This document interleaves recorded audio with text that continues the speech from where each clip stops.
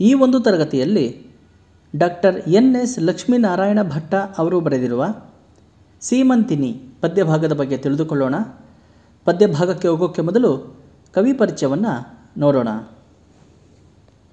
ಕವಿ ಡಾಕ್ಟರ್ ಎನ್.ಎಸ್. ಲಕ್ಷ್ಮೀನಾರಾಯಣ ಭಟ್ಟ ಇವರು 1936 ಅಕ್ಟೋಬರ್ 29ರಂದು ಜನಿಸಿದರು. ಇವರ ಸ್ಥಳ ಶಿವಮೊಗ್ಗ. ಇವರ ತಂದೆ ಶಿವರಾಮ ಭಟ್ಟ, ಇವರ ತಾಯಿ ಮೂಕಾಂಬಿಕೆ. ಇವರ ಕೃತಿಗಳು ಜಗನ್ನಾಥ ವಿಜಯ, ಮುದ್ರಾಮಂಜೂಷ, ಸುಳಿ, ದೀಪಿಕಾ, ಬಾರೋ ವಸಂತ, ಚಿತ್ರಕೂಟ, ಅರುಣಗೀತೆ ಮುಂತಾದಂತಹ ಕೃತಿಗಳನ್ನು ರಚನೆ ಮಾಡಿದ್ದಾರೆ. ಪ್ರಶಸ್ತಿಗಳು ಕರ್ನಾಟಕ ಸಾಹಿತ್ಯ ಅಕಾಡೆಮಿ ಪ್ರಶಸ್ತಿ, ಶಿವರಾಮ ಕಾರಂತ ಪ್ರಶಸ್ತಿ, ರಾಜ್ಯೋತ್ಸವ ಪ್ರಶಸ್ತಿ, ಮಾಸ್ತಿ ಪ್ರಶಸ್ತಿ, ವರ್ಧಮಾನ ಪ್ರಶಸ್ತಿ ಮುಂತಾದ ಪ್ರಶಸ್ತಿಗಳು ಸಂದಿವೆ. ಈ ಪದ್ಯದಲ್ಲಿ ವಿವಾಹವಾಗಿರ್ತಕ್ಕಂತಹ ಹೆಣ್ಣು ಮಗಳು ಗರ್ಭಿಣಿ ಆಗೋದಕ್ಕಿಂತ ಮೊದಲು ಹೇಗಿದ್ದಳು, ಗರ್ಭಿಣಿ ಆದ ನಂತರ ಆಕೆಯಲ್ಲಿ ದೈಹಿಕವಾಗಿ ಮಾನಸಿಕವಾಗಿ ಯಾವ ರೀತಿಯ ಬದಲಾವಣೆಗಳು ಆಗಿದ್ದಾವೆ ಅನ್ನೋದನ್ನು ಈ ಒಂದು ಪದ್ಯ ಭಾಗದಲ್ಲಿ ನೀಡಿದ್ದಾರೆ. ಪದ್ಯವನ್ನು ಒಂದು ಬಾರಿ ಓದುತ್ತೇನೆ. ಪದ್ಯ ಸೀಮಂತಿನಿ. ಕವಿ ಡಾಕ್ಟರ್ ಎನ್.ಎಸ್. ಲಕ್ಷ್ಮೀನಾರಾಯಣ ಭಟ್ಟ.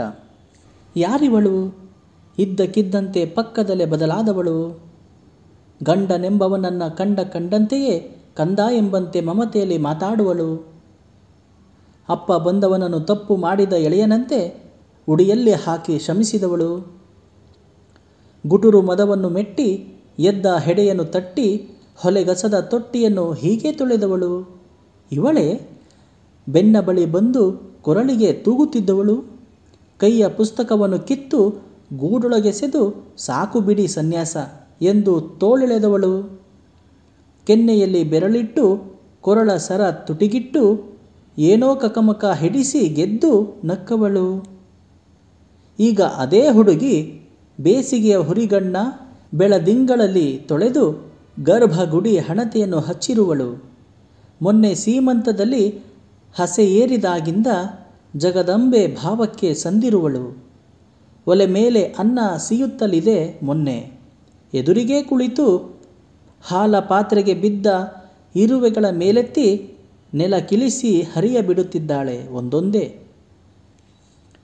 ಪೊರಕೆ ತುದಿಯಲ್ಲಿ ಹಿಂದೆ ಜಿರಲೆಗಳ ಬಡಿದವಳು ಇವಳೇ, ಪಾಪ ಎಂದರೆ ಆಹಾ ಶುದ್ಧ ಕನ್ನಡಿಗ ಎಂದು ಛೇಡಿಸಿದವಳು, ಈಗ ಹೊರಳಿದೆ ಕರುಳು, ಮೊದಲ ಬಾರಿಗೆ ಬಸಿರ ಸವರಿದೆ ಯಶೋಧೆಯ ಬೆಣ್ಣೆ ಬೆರಳು, ಎಲ್ಲಿ ತಲೆಮರೆಸಿಕೊಂಡವೋ ಏನೋ ಈಗಿವಳ ಸಿನಿಮಾ ಹೋಟೆಲುಗಳಿಗೆ ಅಲೆವ ಚಪಲ, ಆಗೀಗ ನನ್ನನ್ನೂ ಜೊತೆಗೆಳೆದುಕೊಂಡು ದೇವಸ್ಥಾನ ಯಾತ್ರೆಯಷ್ಟೇ ಈಗ ಎಲ್ಲ, ಮುಡಿ ತುಂಬ ಹಣೆ ತುಂಬ ಕೈ ತುಂಬ ತನ್ನೆಲ್ಲ ಮಾಂಗಲ್ಯ ಸೌಭಾಗ್ಯ ಮೆರೆಸಿ ಶಾಂತ ಮುಖದೊಳಗೊಂದು ಮರುಳನಗೆ ನಿಲ್ಲಿಸಿ ಇವಳೀಗ ಕಾರ್ತೀಕದಾಗಸದ ಹಾಡು, ಕಣ್ಣೋ ಹುಣ್ಣಿಮೆ ಇರುಳ ಕಡಲ ಬೀಡು, ಜೊತೆಗೆ ನಡೆಯುವಾಗ ನನ್ನ ಹೆಜ್ಜೆಯಲ್ಲಿ ಹೆಜ್ಜೆಯಿಟ್ಟು ಈಗ ಎಂಬಂತೆ ಉಬ್ಬೆತ್ತರಿಸಿ ನಕ್ಕು ಸ್ಪರ್ಶಿಸಿದ್ದವಳು, ಈಗೆಲ್ಲ ಅಬ್ಬರ ಬಿಟ್ಟು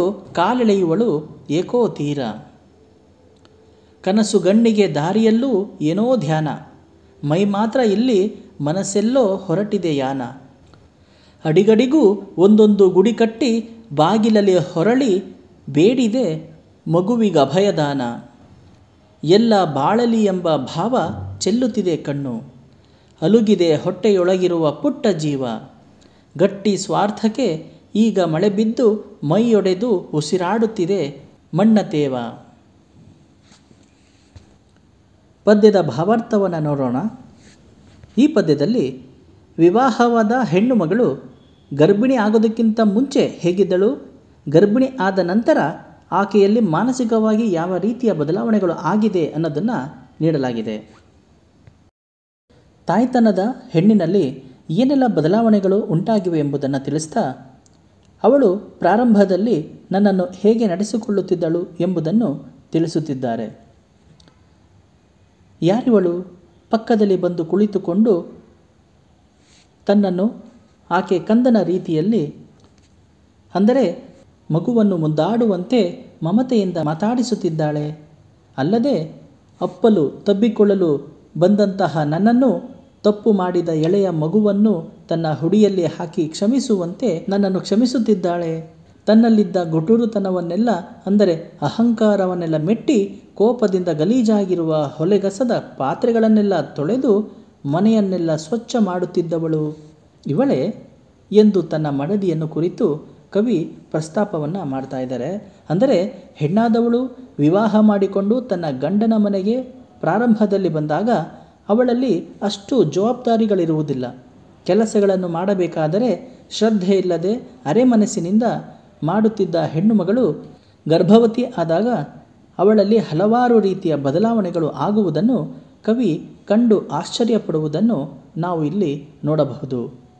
ತಾಯ್ತನ ಬರುವುದಕ್ಕಿಂತ ಮುಂಚೆ ಹೇಗಿದ್ದಳು ಎಂಬುದನ್ನು ತನ್ನ ಹೆಂಡತಿಯನ್ನು ಕಂಡಂತಹ ಕವಿ ಅವಳಲ್ಲಿ ಆದ ಬದಲಾವಣೆಯನ್ನು ಕಂಡು ಅವಳಲ್ಲಿದ್ದ ಕೋಪ, ಪ್ರೀತಿ ಎಲ್ಲವನ್ನೂ ತೋರಿಸುತ್ತಿದ್ದವಳು ಇಂದು ಇದ್ದಕ್ಕಿದ್ದಂತೆ ಹಾಗೆ ಪಕ್ಕಕ್ಕೆ ಬಂದು ಕುಳಿತಿರುವ ಹೆಂಡತಿಯನ್ನು ನೋಡಿ ಕವಿ ಮತ್ತಷ್ಟು ಅಚ್ಚರಿಪಡುವುದನ್ನು ನಾವು ನೋಡಬಹುದಾಗಿದೆ. ತನ್ನ ಮಡದಿಯಲ್ಲಾಗುವ ಗುಣ ಪರಿವರ್ತನೆಗಳ ಮಾರ್ಪಾಡನ್ನು ಗಮನಿಸಿದ ಹೆಂಡತಿಯನ್ನು ನೋಡಿ ಯಾರಿವಳು ಎಂದು ತನ್ನಲ್ಲಿಯೇ ಪ್ರಶ್ನಿಸಿಕೊಂಡು ಕುಳಿತಿರುವಾಗ ತನ್ನ ಬೆನ್ನ ಹಿಂದೆ ಬಳಿ ಬಂದು ಕೊರಳಿಗೆ ತೂಗುತ್ತಿದ್ದವಳು ಇವಳೇ ಎಂದು ಪ್ರಾರಂಭದಲ್ಲಿ ಆಕೆ ಹೇಗೆಲ್ಲ ತುಂಟಾಟಗಳನ್ನು ರಮಣೀಯವಾಗಿ ನನ್ನ ಬಳಿ ಮಾಡುತ್ತಿದ್ದವಳು, ಹಾಗೂ ನಾನು ಏನಾದರೂ ಓದಲು ಕೈಯಲ್ಲಿ ಪುಸ್ತಕವನ್ನು ಹಿಡಿದುಕೊಂಡರೆ ಅದನ್ನು ಕಿತ್ತು ಗೂಡೊಳಗೆಸೆದು ಸಾಕು ಬಿಡಿ ಸನ್ಯಾಸ ಎಂದು ನನ್ನ ತೋಳನ್ನು ಎಳೆಯುತ್ತಿದ್ದವಳು, ಹಾಗೂ ತನ್ನ ಕೆನ್ನೆಯ ಮೇಲೆ ಬೆರಳಿಟ್ಟುಕೊಂಡು ತನ್ನ ಕೊರಳ ಸರವನ್ನು ತುಟಿಗಿಟ್ಟು ನನ್ನಲ್ಲಿ ಆಸೆ ಎನ್ನುವ ಕಕಮಕವನ್ನು, ಅಂದರೆ ಹುಚ್ಚನ್ನು ಹಿಡಿಸಿ ಗೆದ್ದು ನಕ್ಕವಳು ಎಂದು ಹೇಳುತ್ತಾ, ಈಗ ಅದೇ ಹುಡುಗಿ ಬೇಸಿಗೆಯ ಹುರಿಗಣ್ಣ ಬೆಳದಿಂಗಳಿನಲ್ಲಿ ತೊಳೆದ ತನ್ನ ಗರ್ಭಗುಡಿಯ ಹಣತೆಯನ್ನು ಹಚ್ಚಿರುವವಳು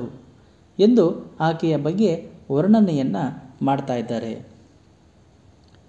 ಮೊನ್ನೆ ಆಕೆಗೆ ಸೀಮಂತವನ್ನು ಮಾಡುವಾಗ ಆಕೆ ಹಸೆ ಏರಿದಾಗ ಜಗದಾಂಬೆಯ ರೀತಿ ಕವಿಯ ಕಣ್ಣಿಗೆ ಕಾಣಿಸಿದ್ದಾಳೆ ತನ್ನ ಹೆಂಡತಿ. ಮೊನ್ನೆಯ ದಿನ ಒಲೆ ಮೇಲೆ ಅನ್ನ ಸಿಯುತ್ತಲಿದ್ದರೂ ಸಹ ಅದರ ಎದುರಿಗೆ ಕುಳಿತುಕೊಂಡು ತನ್ನ ಯಾವುದೋ ಲೋಕದಲ್ಲಿ ವಿಹರಿಸುತ್ತಿದ್ದಳು. ಅಂದರೆ ಒಲೆಯ ಮೇಲೆ ಅನ್ನ ಸಿಯುತ್ತಲಿದ್ದರೂ ಅವಳಿಗೆ ಪ್ರಜ್ಞೆ ಇರಲಿಲ್ಲ. ಆದರೆ ಈಗ ಆಕೆ ಗರ್ಭವತಿ ಆದಾಗಿನಿಂದಲೂ ಆಕೆಯಲ್ಲಿ ಮಮತೆಯ ವಿಶಿಷ್ಟ ಭಾವಗಳು ಮೂಡಿ ಹಾಲ ಪಾತ್ರೆಗೆ ಬಿದ್ದಿರತಕ್ಕಂತಹ ಇರುವೆಗಳನ್ನು ಒಂದೊಂದನ್ನು ಮೇಲಕ್ಕೆ ಎತ್ತಿ ನೆಲಕ್ಕಿಳಿಸಿ ಹರಿಯಬಿಡುತ್ತಿದ್ದಾಳೆ ಎಂದು ಆಶ್ಚರ್ಯವನ್ನು ವ್ಯಕ್ತಪಡಿಸುತ್ತಾ, ಮೊದಲು ಜಿರಳೆಗಳು ಏನಾದರೂ ಕಂಡರೆ ಅವುಗಳನ್ನು ಪೊರಕೆಯ ತುದಿಯಲ್ಲಿ ಹೊಡೆದು ಹಾಕುತ್ತಿದ್ದವಳು ಇವಳೇ ಎಂಬ ಆತಂಕ, ಕುತೂಹಲವೆಲ್ಲವೂ ಕವಿಯಲ್ಲೂ ಮೂಡಿ ಪಾಪ ಎಂದು ಇವಳನ್ನು ಕಂಡು ಉದ್ಗಾರವೆಳೆದರೆ ಅದಕ್ಕೆ ಪ್ರತಿಯಾಗಿ ಆಕೆ ಆಹಾ ಶುದ್ಧ ಕನ್ನಡಿಗ ಎಂದು ಗಂಡನನ್ನು ಛೇಡಿಸಿದವಳು ಈಕೆ. ಅಂದರೆ ಒಂದು ಹೆಣ್ಣಿನಲ್ಲಿ ತಾಯ್ತನದ ತುಡಿತ, ಹಂಬಲಗಳೆಲ್ಲವೂ ಹೇಗೆ ಅವಳಿಗೆ ಗೊತ್ತಿಲ್ಲದಂತೆ ಹೊರಮೂಡುತ್ತವೆ ಎಂಬುದು ಇಲ್ಲಿ ಕಂಡುಬರುತ್ತದೆ. ಗರ್ಭಿಣಿಯಾಗುವುದಕ್ಕಿಂತ ಮುಂಚೆ ಅವಳಿಗೆ ಯಾವುದರ ಅರಿವಿರಲಿಲ್ಲ. ಆದರೆ ಈಗ ಒಂದು ಇರುವೆಯನ್ನು ಸಹ ಸಾಹಿಸಲು ಅವಳ ಮನಸ್ಸು ಒಪ್ಪುತ್ತಿಲ್ಲ ಎಂದು ಆಕೆಯ ಬದಲಾದ ಮನಸ್ಥಿತಿಯನ್ನು ಕುರಿತು ಕವಿ ಇಲ್ಲಿ ಹೇಳಿದ್ದಾರೆ. ಕರುಳ ಭಾವ ಅಥವಾ ಆಲೋಚನೆಗಳು ಅವಳಲ್ಲಿ ಬದಲಾಗಿವೆ.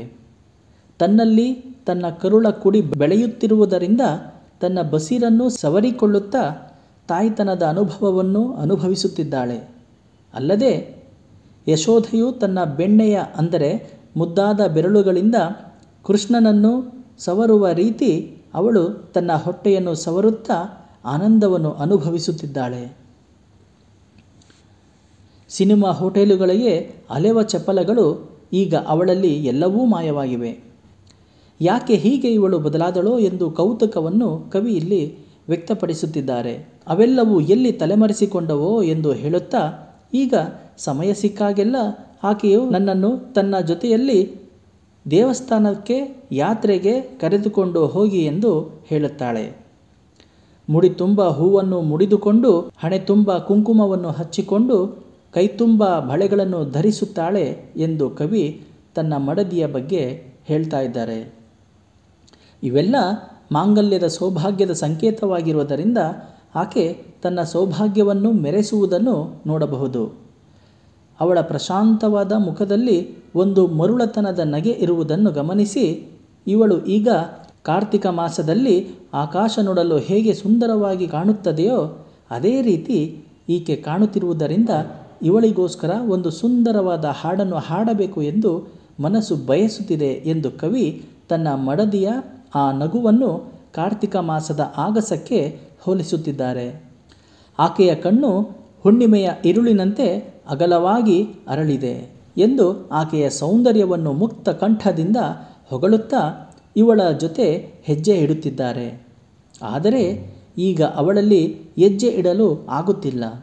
ಆದರೂ ಸಹ ಅವಳ ಮನಸ್ಸು ಬೇರೆ ಏನನ್ನೋ ಬಯಸುತ್ತಿದೆ.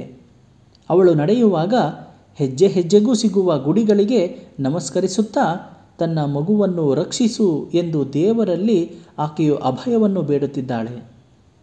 ಅಲ್ಲದೆ ಎಲ್ಲರ ಬಾಳನ್ನು ರಕ್ಷಿಸು ಎಂದು ಲೋಕ ಕಲ್ಯಾಣಕ್ಕಾಗಿ ದೇವರಲ್ಲಿ ಬೇಡಿಕೊಳ್ಳುತ್ತಿದ್ದಾಳೆ.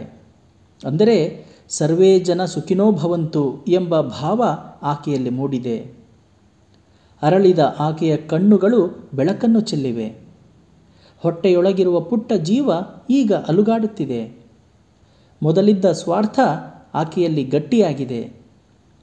ಮಣ್ಣಿನಲ್ಲಿ ತೇವಾಂಶವಿದ್ದಾಗ ಮಾತ್ರ ಬೀಜ ಮೊಳಕೆಯೊಡೆದು ಸಸಿಯಾಗಲು ಹೇಗೆ ಸಾಧ್ಯವೋ ಹಾಗೆಯೇ ಅವಳ ದೇಹದಲ್ಲಿ ಮನಸ್ಸಿನ ಹಾಗೂ ಆಕೆಯ ಹೊಟ್ಟೆಯಲ್ಲಿರುವ ಮಗು ಆಕೆಯ ಜೀವ ಚೈತನ್ಯವಾಗಿ ಕಂಡುಬರುತ್ತದೆ.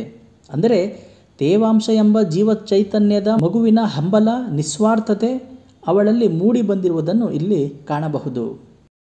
ಹೀಗೆ ಕಾವ್ಯವನ್ನು ಓದುವ ಸಹೃದಯ ಮನಸ್ಸಿಗೆ ಮುದ ನೀಡುವ ರೀತಿ ಮಗುವಿನ ಹಂಬಲ ನಿಸ್ವಾರ್ಥತೆ ಅವಳಲ್ಲಿ ಮೂಡಿ ಬಂದಿರುವುದನ್ನು ಇಲ್ಲಿ ಕಾಣಬಹುದು.